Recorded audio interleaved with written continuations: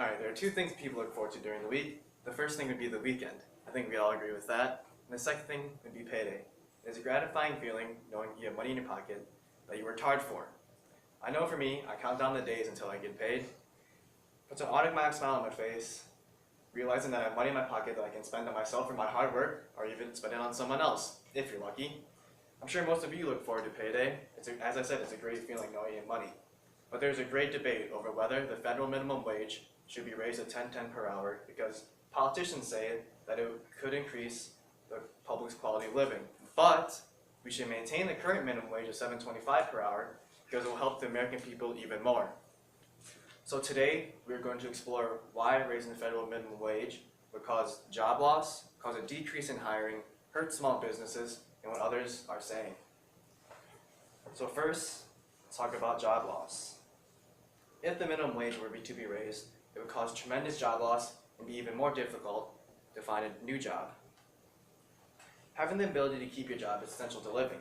According to Andrew Hansen's and Zachary Hawley's 2014 article titled The 10-10 Minimum Wage Proposal, an Evaluation Across States, they estimate 500,000 to 1 million jobs lost nationwide if the federal minimum wage were to be increased. That means the person sitting next to you, your parents, your siblings, your friends, or even you, losing the job that you rely on for income is now gone.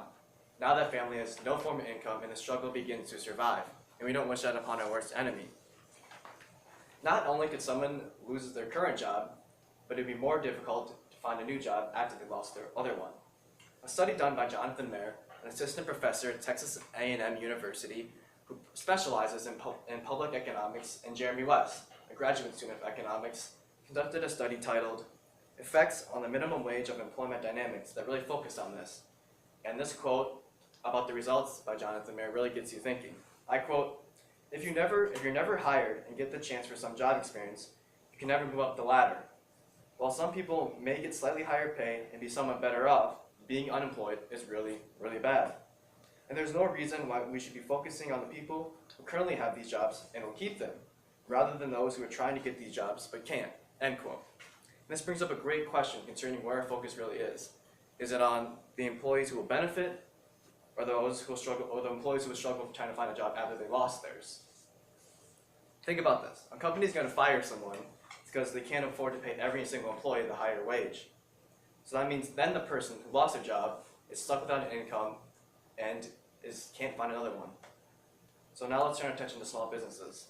Living in Iowa, you know that many people count on their small businesses for income. As you can see, I highlighted the statistic up here, which is kind of hard to see for you guys, but it says that according to SBA.gov, that in 2010, 643,459 people were employed by small businesses in Iowa, with employees from 50 to 500. If the minimum wage were to be increased, it would hurt these small businesses and their employees. The evidence in James Moore's 2008 article, Increase the Federal Minimum Wage, an implication sidebar for mom and pop. He talks about how the increase would greatly hurt smaller firms who pay minimum wage labor. In this direct quote from the article, and I quote, the market for inexperienced, untrained, unskilled labor will be impacted by any wage floor exceeding the equilibrium wage, end quote. Remember when you were trying to find your first job? You most likely had little experience, were untrained, and didn't master your skills yet. But after time spent in your first job, you had better understanding of these qualities. So if the government raises the federal minimum wage to $10.10 per hour, it would set the wage floor above the equilibrium wage, making it harder for future generations, aka your children, to find their first job. Thus, they lack the ability to gain experience in a mom and pop business, which could be a great opportunity for young people to build up their skills. And having more of these qualities only helps them be more prepared as they strive toward their careers.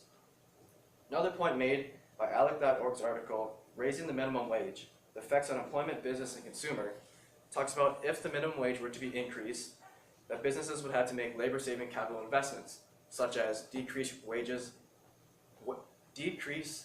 rises in wages of employees who currently make more than minimum wage, or replace low-skilled workers. And guess who's considered a low-skilled worker? Young people. Us.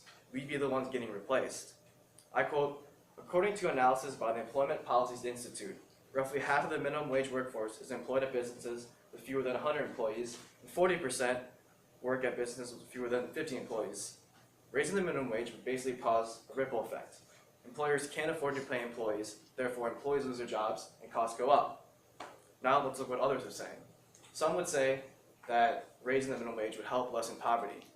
In Rex Hunkey's 2014 article, Pros and Cons of Raising the Federal Minimum Wage, published in the Chicago Tribune, he talks about that an estimated 900,000 people could be legit above the poverty line if it was raised, if they can maintain their current job. But that's going to be difficult when he's forgetting about the 500,000 to 1 million people who will lose their job, according to Zachary Hawley's and Andrew Hansen's research. So again, say you get a promotion due to the raise in minimum wage. Yes, that could probably help you, but if they fire you because the company can't afford to pay you the minimum wage, and you're stuck without a job and income.